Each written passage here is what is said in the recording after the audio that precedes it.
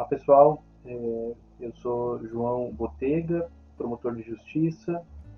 e coordeno o Centro de Apoio Operacional da Infância e Juventude do Ministério Público de Santa Catarina. A convite da equipe da Secretaria de Estado da Educação, eu vou gravar essa aula para a gente conversar um pouquinho sobre os principais aspectos jurídicos deste processo de retomada das atividades presenciais nas escolas em Santa Catarina. É uma aula curta, de cerca de 20 minutos, então, por certo, nós não conseguiríamos e não conseguiremos esgotar o tema. Eu vou fazer menção às principais normativas vigentes no Estado e recomendo fortemente que todos façam a leitura atenta de todos esses documentos, porque certamente não vou conseguir também entrar em detalhamento profundo e muito menos discutir pontualmente cada medida de segurança, cada situação que deve ser enfrentada pelos municípios, pelo Estado, pelos professores, diretores e alunos, secretários de educação, dirigentes, prefeitos e suas equipes neste processo de retomada das aulas em 2021 aqui em Santa Catarina, nesse contexto da pandemia. Então, vai ser uma exposição mais geral, né, a respeito das normas que estão vigentes e apontando as principais medidas e principais preocupações por consequência do Ministério Público com relação a esse processo de retomada das aulas que nós temos aí alinhado e discutido desde junho do ano passado com diversos atores aí, desde o Poder Executivo, o Poder Legislativo, Tribunais de Contas, os sindicatos, né, órgãos representativos, conselhos de educação, Undime, FECAM e assim por diante. Então, e antes de entrar no nosso assunto, eu gostaria de aproveitar o ensejo para não só agradecer o convite da Secretaria, mas também para desejar boas-vindas às novas equipes aí dos municípios que tomaram posse agora recentemente, dizer que o Ministério Público segue como cumprindo seu dever constitucional de fiscalizar os órgãos públicos e garantir os direitos da sociedade, mas sempre atuando com espírito colaborativo, sempre atuando, buscando a parceria com os órgãos públicos, com outros órgãos públicos, com a sociedade civil, para que a gente possa avançar na garantia dos direitos fundamentais, dos direitos humanos, de toda a população, em especial das crianças e adolescentes que gozam de prioridade absoluta, conforme determina a nossa Constituição. Então, contem sempre conosco para que a gente possa avançar aí de forma dialogada, de forma parceira, nesse próximo mandato, nesse mandato que se inicia a partir desse ano. Quer dizer que, além desse tema de volta às aulas, nós temos diversos outros projetos, diversos outros programas, que é muito importante que todos conheçam, aqueles que ainda não conhecem, né? Não vou mencionar todos, eu queria só destacar apenas um, que é o programa de monitoramento dos planos e fiscalização dos planos municipais de educação, que é elaborado aí junto com o Tribunal de Contas do Estado, o MP de Contas do Estado, também numa ampla parceria com diversos órgãos, e nós vamos intensificar essa fiscalização agora em 2021. Então é muito importante que os gestores, sejam os antigos, sejam aqueles que entram agora na política pública, que tomem conhecimento do seu plano municipal de educação e também que usem o plano municipal de educação como o eixo central do planejamento da política pública para os próximos 4 anos, e é isso que nós vamos cobrar e fiscalizar dos municípios. Bom, entrando então agora no nosso tema, eu vou destacar as principais normativas vigentes em Santa Catarina, começando, claro, pela Constituição Federal, né, o artigo 205 e seguintes da Constituição Federal, em especial o artigo 208, parágrafo 1º e 2º, nesse caso, né, é a norma mais importante do país e ali estão os principais vetores da política de educação no Brasil. No nível federal, nós temos ainda a Lei 14.000, além da LDB, do Estatuto da Criança e Adolescente, né? Nós temos especificamente a Lei 14.040 de 2020, que vai traçar diretrizes aí para a educação nesse período pandêmico, que foi complementada posteriormente pelo parecer 15 de 2020 do Conselho Nacional de Educação. São dois documentos fundamentais que todos devem conhecer e ler, que vão traçar essas diretrizes para a educação nesse contexto de pandemia.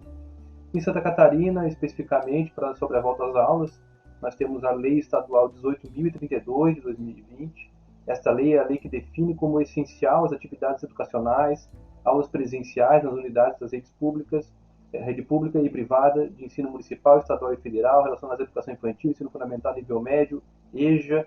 ensino técnico, ensino superior e afins, durante a pandemia de Covid-19. Essa lei, então, que estabelece a educação como uma atividade essencial aqui em Santa Catarina, o que motiva, então, essa retomada das atividades presenciais aqui no Estado. Com a sanção da Lei 18.032, aprovada pela Assembleia, nós temos, então, a publicação do Decreto Estadual número 1003 de 2020. Esse decreto regulamenta a Lei 18.032, né, e vai estabelecer alguns parâmetros a respeito do processo de volta às aulas, estabelecendo, então, a autonomia para estabelecer a estratégia de retorno às aulas sem necessidade de escalonamento para cada, ou seja, pode ocorrer de forma unificada, deve ocorrer de forma unificada, né, para cada rede municipal, para cada rede de ensino, seja a rede municipal ou a rede estadual ou a privada, mas não há discricionalidade para não voltar, a gente vai tratar um pouquinho disso mais para frente. Uma outra diretriz importante é a aprovação do plano de contingência escolar como condição para o início das aulas, e nesse plano de contingência que deve conter a estratégia do retorno presencial, e a limitação de 50% do atendimento das matrículas totais da escola, né,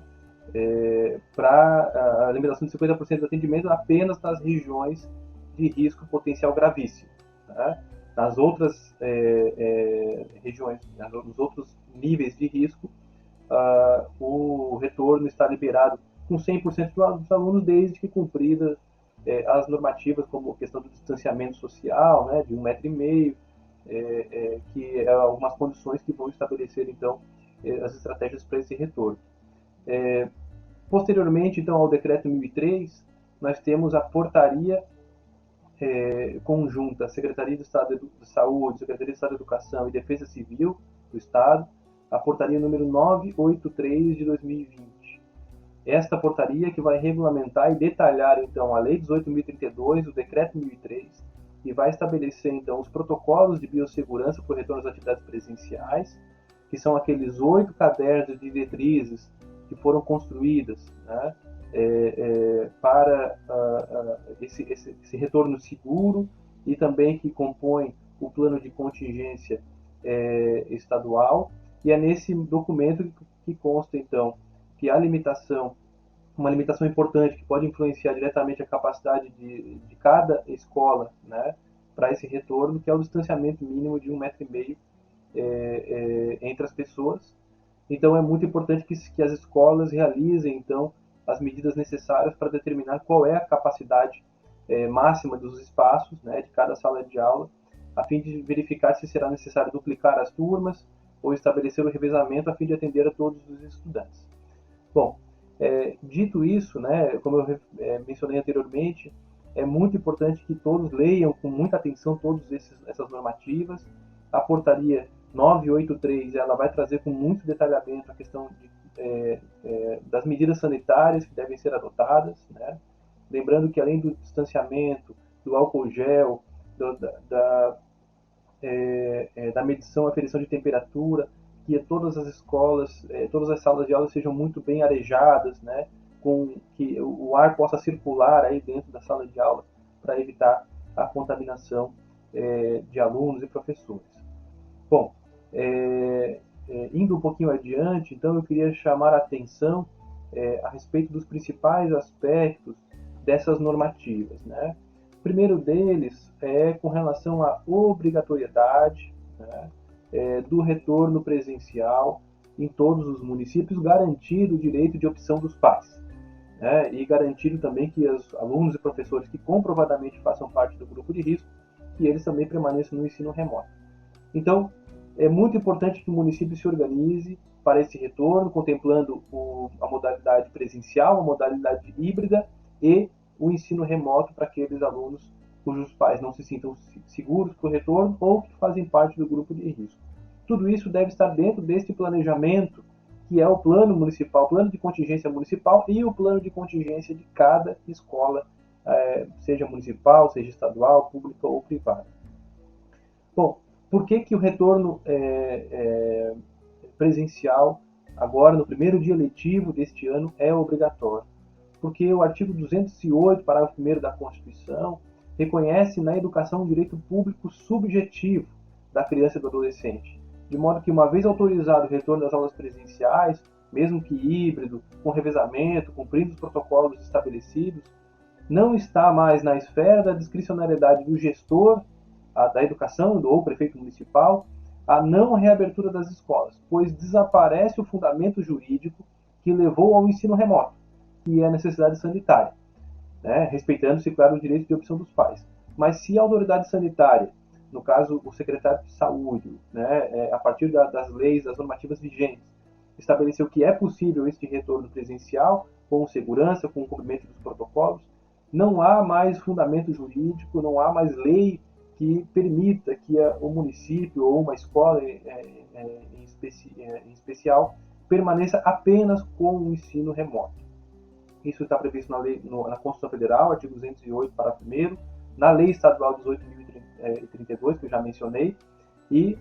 o artigo 208, parágrafo 2º da Constituição, vai estabelecer com muita clareza que o não oferecimento do ensino obrigatório pelo poder público ou sua oferta irregular importa a responsabilidade da autoridade competente. Então, esse é o entendimento pacífico do Ministério Público, não só de Santa Catarina, mas do Ministério Público brasileiro, que aprovou no finalzinho do ano passado um enunciado que eu gostaria de ler para vocês. Esse enunciado, que vai balizar toda a atuação do Ministério Público brasileiro nesse aspecto, diz o seguinte: ao Ministério Público compete a fiscalização da retomada das aulas presenciais, considerando os critérios sanitários aprovados pelo Poder Público, submetendo-os, na hipótese de insuficiência, às providências legais. Definidos os protocolos sanitários e pedagógicos próprios para a política educacional, a retomada das aulas presenciais, embora regrada, gradual, híbrida e progressiva, faz-se imprescindível por quanto relacionada à garantia de um direito humano fundamental. Então, vejam, não há, como eu disse, espaço para decisão a respeito do retorno presencial ou não. É obrigatório este retorno presencial, garantindo, claro, todos os protocolos, garantindo o direito de opção dos pais. E aí eu ressalto que o descumprimento da Constituição, o descumprimento da Lei Estadual 18.032 pode implicar, né, a caracterização de atos ilícitos, seja ato de improbidade administrativa, seja atos ilícitos previstos no Decreto-Lei 201 de 1967. Né? Então, claro que nós não gostaríamos de levar isso para a esfera da responsabilização administrativa, civil, do gestor, mas eu faço esse alerta, né, porque alguns municípios, aliás, temos ouvido, né, não ouvi isso diretamente de nenhum município, mas algumas alegações de que não temos recursos, não foi feito um planejamento adequado na gestão anterior, nós não vamos conseguir contratar os professores, vamos continuar então apenas com o ensino remoto. Isso fere expressamente a Constituição Federal, fere expressamente a Lei 18.032, e o Ministério Público vai não só exigir essa retomada presencial, como, no caso dessa retomada não acontecer no primeiro dia letivo, apurar a responsabilidade dos responsáveis por esta omissão, certo? Então, gostaria de fazer essa ressalva a respeito da obrigatoriedade do retorno presencial, e daí a importância deste planejamento, que deve ser muito bem elaborado por cada município e por cada escola. Bom, dito isso, né, pacificada essa questão, eu gostaria então de entrar em alguns detalhes que a gente considera importantes para que essa retomada aconteça de maneira segura. Primeiro de tudo, é fundamental que todos os municípios tenham seu comitê estratégico para a educação. Acho que isso já está tranquilo no Estado, todos já têm. É importante que todos os municípios tenham o seu plano de contingência municipal para a educação e, a partir dele, que todas as escolas tenham o seu plano de contingência escolar, né? O prazo final para que todas as escolas aprovem os seus planos de contingência é o dia de hoje, dia 21 de janeiro de 2021. Ou seja, não há mais prazo, né, de acordo com, somando os prazos lá do decreto estadual que eu mencionei anteriormente, o prazo limite para a aprovação desses planos é dia 21 de janeiro deste ano. E nós vamos solicitar, então, a informação. Já estamos fazendo esse levantamento, né, das escolas ou eventualmente dos municípios que não têm os seus planos ainda aprovados para que a gente possa cobrar as medidas legais, né, para que isso aconteça. Então, primeiro de tudo, é muito importante que seja feita essa identificação dos municípios, das escolas, a respeito do seu plano de contingência, para que as aulas possam retomar aí com segurança. E tudo, né, todo esse detalhamento, toda essa complexidade que a gente reconhece que existe para o retorno das aulas presenciais, tudo isso deve estar previsto, pensado neste documento, que é um documento vivo também, né? À medida que as situações forem acontecendo, à medida que as normativas eventualmente forem sendo alteradas, ou as condições de saúde forem sendo alteradas, que este plano seja revisto, seja atualizado para dar conta das novas situações previstas. Um outro aspecto importante, né, para que a gente possa identificar quantos alunos eu vou receber por turma, quantos alunos cabem por turma, né, considerando o distanciamento de 1,5 m,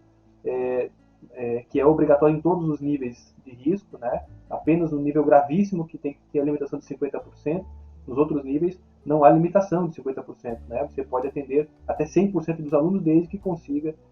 separar aí, garantir o distanciamento de um aluno para o outro, dos alunos e o professor. Então é muito importante que seja feito um levantamento prévio. Muitos municípios têm feito isso já, né? Eu até faço essa ressalva para aqueles municípios, para aqueles gestores que estão iniciando agora e não têm um planejamento ainda muito pronto, né? Converse com os municípios vizinhos que já têm esse trabalho realizado, conversem, troquem informações, troquem ideias, busquem também apoio, não só na promotoria de justiça, mas também com os seus órgãos representativos, como a FECAM, como a Undime, que estão ali também para orientar os municípios a respeito do que deve ser feito para que esse retorno aconteça e aconteça de maneira segura, que é o que a gente mais deseja. Então, realizar esse levantamento prévio ao início das aulas, quanto aos estudantes que retornarão à escola, no modo presencial, então vamos ter que ouvir família por família, perguntar para cada família, para que a gente possa saber se são 50% que vão voltar, que desejam voltar presencial, são 70%, são 90%. Isso muda completamente o planejamento, né, da escola nesse contexto. Então, isso é importante para delimitar a capacidade total da rede por turma, considerando o distanciamento mínimo de 1,5 m e o cumprimento das demais medidas de biossegurança, né? Caso o tamanho das salas de aula não comporte o total de alunos que desejem retornar presencialmente, preferencialmente, essa é a recomendação do Ministério Público, o município deve buscar abrir novas turmas no mesmo turno ou em turnos distintos, a fim de garantir atividades presenciais todos os dias para todos os alunos que assim desejarem. Somente na impossibilidade da adoção dessa medida, que deve ser justificado para o Ministério Público, que então adote o modelo híbrido, né, com revezamento entre os alunos para a parcela dos estudantes que desejam retornar ao ensino presencial. É fundamental nesse contexto que o município realize campanha de conscientização, esclarecendo aos pais, aos responsáveis, acerca das medidas de biossegurança tomadas pelas escolas, para que a gente consiga que o maior número de alunos, de estudantes, retornem à modalidade presencial, que a gente sabe que é muito mais efetivo, muito mais garante muito mais o direito à aprendizagem dos alunos do que o ensino unicamente remoto, né? É fundamental que o município organize, né, por escola, até o retorno das atividades presenciais, o processo próprio de avaliação formativa e diagnóstica dos estudantes. Isso está previsto na Lei 14.040, no parecer 15 do Conselho Nacional de Educação e nas normativas estaduais também, né? Então, a avaliação formativa e diagnóstica de todos os estudantes para a gente identificar qual é o nível de aprendizagem de cada um deles, porque isso vai ser necessário para que a gente pense a estratégia de reforço, né? E também a capacitação e treinamento para todos os professores e demais profissionais de educação da sua rede, para que todos estejam preparados para a nova realidade que se impõe. Como eles devem se comportar, como eles devem tratar os alunos, como eles devem o uso da máscara, o álcool gel, tudo isso tem que ser muito bem informado e deve haver um treinamento de cada professor, de cada profissional da educação para que a gente tenha esse retorno seguro. Um outro ponto importante, né, decorrente da avaliação formativa e diagnóstica, implementar, então, obrigatoriamente, tá? É obrigatório que sejam estabelecidas estratégias de reforço escolar para todos os estudantes que tiveram prejuízo na aprendizagem em 2020, a partir do resultado dessa avaliação formativa e diagnóstica. Este reforço ele deve ser feito ou no contraturno escolar, na verdade, ou no contraturno, ou por meio de plataformas digitais, preferencialmente os dois juntos, né? Você tem um reforço do contraturno e também por meio das plataformas digitais. É importante também que o município assegure o acolhimento socioemocional dos estudantes que regressam, né, e a preparação psicossocial de todos os professores e demais profissionais de educação e funcionários, para que a gente possa fazer essa acolhida, né, desses alunos, desses professores. A gente vai lançar, o Ministério Público vai lançar na semana que vem uma cartilha que os municípios podem utilizar para planejar essas atividades, né, sobre saúde mental nesse retorno das aulas presenciais. Então, é muito importante que isso esteja no planejamento, no horizonte do município também. Outra estratégia fundamental, imprescindível, obrigatória, é a estratégia intersetorial de busca ativa de todos os estudantes em idade escolar residentes no município, a fim de combater de forma permanente a evasão e a exclusão escolar, que a gente sabe que sofreu aumento, né, com a pandemia, e para isso deve ter então também um plano de ação para que essa busca ativa aconteça. E aí lembrando que no ano passado, em 2020, nós elaboramos em parceria com a Undime um formulário de busca ativa que muitos municípios, não todos, mas muitos municípios utilizaram, em substituição ao Apoia, que foi suspenso em 2020. Então, o município pode buscar, aliás, deve buscar aqueles alunos lá registrados, e aí fazer a busca ativa de cada um deles, garantindo que todos eles estejam matriculados e frequentando a escola em 2021. Para 2021, né, quando retomarmos as aulas agora em 2021, em 1º de fevereiro, o sistema Apoia Online vai voltar a funcionar, então nós vamos orientar os municípios também de como retomar o preenchimento do Apoia. O Apoia volta a funcionar normalmente, claro, com algumas adaptações para essa nova realidade, mas a partir de fevereiro deste ano. Então, em 2021, aqueles alunos que começarem a se tornarem frequentes também devem ser registrados, então, e buscados pela plataforma, agora pela plataforma do Apoia, tá? Mas é fundamental, nós não deixemos nenhum aluno para trás dos alunos que estiveram no ensino remoto em 2020. É fundamental buscar, então, a parceria com a saúde, buscar a parceria com a assistência social, com o Conselho Tutelar, com a própria Promotoria de Justiça, para pensar essas estratégias de busca ativa desses alunos.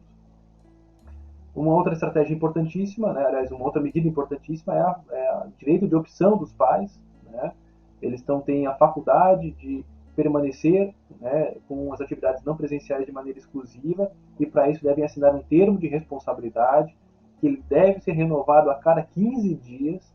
e é muito importante que a cada vez que esse termo for renovado, seja feito esse esclarecimento a respeito do que está sendo feito, né, do plano de contingência, das vantagens do ensino presencial, e caso os pais desejem então retomar as atividades presenciais, a escola tem, de acordo com as normativas, 7 dias úteis para providenciar essa vaga na escola.